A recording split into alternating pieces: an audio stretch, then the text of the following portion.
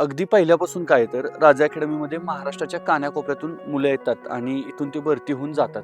मग ज्यावेळी ही बाहेरची मुलं सातारमध्ये येतात, त्यावेळी त्यांच्या राहण्याचा फार मोठा प्रश्न निर्माण होतो. त्यामुळे आपलं हे जे संकुल आहे, जिथं 10 एकरामध्ये मुलांची, मुलींची राहण्याची वेगळी व्यवस्था केलेली आहे. त्याचा मुळात हेतू हाच आहे, की बाबा मुलांचा वेळ वाचावा. म्हणजे आज आपण जर सातारसारख्या शहरामध्ये कुठेही रूम घेऊन राहायचं म्हणलं, तर रूमपासून कुठल्याही स्टेडियमला, कुठल्याही मातीच्या ग्राउंडवरती आपल्याला जायचं म्हणलं, तर तिथं ट्रॅव्हलिंग वेळ आहे. तिथून परत मेसला जायचं म्हणलं तर तो ट्रॅव्हलिंग वेळ आहे. तिथून परत लेक्चरला जायचं म्हणलं तर तो ट्रॅव्हलिंग वेळ आहे.